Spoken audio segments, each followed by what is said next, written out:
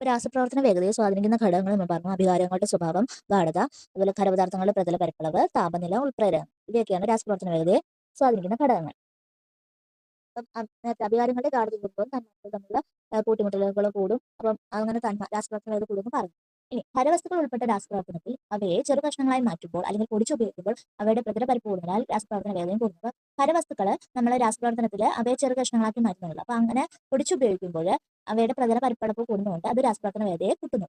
ഈ രാസപ്രവർത്തനത്തിൽ പങ്കെടുക്കുന്നതിന് തന്മാത്രകൾക്ക് ഒരു നിശ്ചിത അളവ് ഗതികോർജ്ജം ആവശ്യമാണ്. ഈ ഊർജ്ജം അറിയപ്പെടുന്നത് ത്രെഷോൾഡ് എനർജി. ഇപ്പോൾ രാസപ്രവർത്തനത്തിൽ പങ്കെടുക്കുന്നതിന് തന്മാത്രകൾക്ക് ഒരു നിശ്ചിത എനർജി ആവശ്യമാണ്. അപ്പൊ നിശ്ചിത അളവ് ഗതികോർജ്ജം ആവശ്യമാണ്. ആ ഊർജ്ജമാണ് ത്രെഷോൾഡ് എനർജി. അപ്പൊ രാസപ്രവർത്തനത്തിൽ പങ്കെടുക്കുന്നതിന് തന്മാത്രകൾക്ക് ആവശ്യമായിട്ടുള്ള ഒരു നിശ്ചിത അളവ് ഗതികോർജ്ജത്തിനാണ് നമ്മൾ ത്രെഷോൾഡ് എനർജി എന്നറിയപ്പെടുന്നത്. അപ്പൊ ഈ ഊർജ്ജം ത്രെഷോൾഡ് എനർജി എന്നറിയപ്പെടുന്നു. താപനില വർദ്ധിക്കുമ്പോൾ രാസപ്രവർത്തന വേഗത കൂടുന്നു. താപനില വർദ്ധിക്കുമ്പോഴും രാസപ്രവർത്തന വേഗത കൂടുന്നുണ്ട്. സ്വയം സ്ഥിരമായ രാസമാറ്റത്തിന് വിധേയമാതെ രാസപ്രവർത്തനത്തിൽ മാറ്റമുണ്ടാക്കുന്ന പദാർത്ഥങ്ങളാണ് ഉൾപ്രേരകങ്ങൾ. സ്വയം സ്ഥിരമായ രാസമാറ്റത്തിന് വിധേയമാകാതെ രാസപ്രവർത്തന വേഗത്തിൽ മാറ്റമുണ്ടാക്കുന്ന പദാർത്ഥങ്ങളാണ് ഉൾപ്രേരകങ്ങൾ. അപ്പം സ്ഥിരമായ മാറ്റം സ്വയമേ സ്ഥിരമായ മാറ്റത്തിന് വിധേയമാവുന്നില്ല. പക്ഷെ അവ രാസപ്രവർത്തന വേഗതയിൽ മാറ്റമുണ്ടാകാനായിട്ട് സഹായിക്കുന്നുണ്ട്. ഇത്തരത്തിലുള്ള പദാർത്ഥങ്ങളാണ് ഉൾപ്രേരകങ്ങൾ.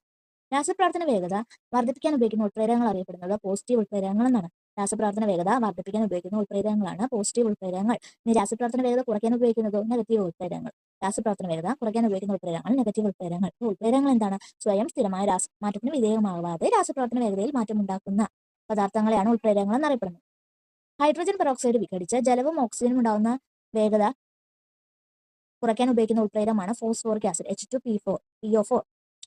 ഹൈഡ്രജൻ പെറോക്സൈഡ് വിഘടിച്ച് ജലവും ഓക്സിജനും ഉണ്ടാകുന്ന വേഗത കുറയ്ക്കാൻ ഉപയോഗിക്കുന്ന ഉൾപ്രേരകമാണ് ഫോസ്ഫോറിക് ആസിഡ്. അപ്പൊ H2 അല്ല H3PO4. അപ്പം ഹൈഡ്രജൻ പെറോക്സൈഡ് വിഘടിച്ച് ജലവും ഓക്സിജനും ഉണ്ടാകാതിരിക്കാനായിട്ട് നമ്മൾ അപ്പൊ അതിന് ഉണ്ടാക്കുന്ന വേഗത കുറയ്ക്കാനായിട്ട് നമ്മൾ ചേർക്കുന്ന ഉൾപ്രേരകമാണ് ഫോസ്ഫോറിക് ആസിഡ്. അപ്പൊ ഫോസ്ഫോറിക് ആസിഡ് ഒരു നെഗറ്റീവ് ഉൾപ്രേരകമാണ്.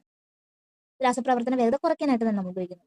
സൾഫ്യൂരിക് ആസിഡിന്റെ നിർമ്മാണത്തിൽ ഉപയോഗിക്കുന്ന പോസിറ്റീവ് ഉൾപ്രേരകമാണ് വനേഡിയം പെന്റോക്സൈഡ്. അപ്പോൾ സൾഫ്യൂരിക് ആസിഡിന്റെ നിർമ്മാണത്തിൽ അതിന്റെ രാസപ്രവർത്തന വേഗത കൂട്ടാനായിട്ട് ചേർക്കുന്നത് വനേഡിയം പെന്റോക്സൈഡ് ആണ്. സൾഫ്യൂരിക് ആസിഡിന്റെ നിർമ്മാണത്തിൽ ഉപയോഗിക്കുന്ന പോസിറ്റീവ് ഉൾപ്രേരകമാണ് വനേഡിയം പെന്റോക്സൈഡ്. അതായത് രാസപ്രവർത്തന വേഗത കൂട്ടാൻ ഉപയോഗിക്കുന്നു. അമോണിയ നിർമ്മാണത്തിൽ ഉപയോഗിക്കുന്ന പോസിറ്റീവ് ഉൾപ്രേരകം ഇരുമ്പാണ്. ജീവശാസ്ത്രപരമായ ഉൾപ്രേരകങ്ങളാണ് എൻസൈമുകൾ. ജീവശാസ്ത്രപരമായ ഉൾപ്രേരകങ്ങളാണ് നമ്മൾ എൻസൈമുകൾ എന്ന് പറയുന്നത്. എൻസൈം എന്ന് പറയുന്നത് ഒരു ജീവശാസ്ത്രപരമായ ഉൾപ്രേരകമാണ്. അന്നജത്തെ മൾട്ടോസാക്കി മാറ്റുന്ന എൻസൈമാണ് അമിലേസ്. അപ്പൊ അന്നജത്തെ മൾട്ടോസാക്കി മാറ്റുന്ന എൻസൈം ഏതാണ്? അമിലേസ്. അമിലേസ് കാണപ്പെടുന്നത് ഉമിനീരിലാണ്. അപ്പൊ അന്നജത്തെ മൾട്ടോസാക്കി മാറ്റുന്ന എൻസൈമാണ് അമിലേസ്.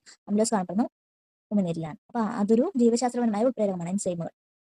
അമോണിയ നിർമ്മാണത്തിൽ ഉപയോഗിക്കുന്ന പോസിറ്റീവ് ഉൾപ്രേരകമാണ് ഇരുമ്പ്.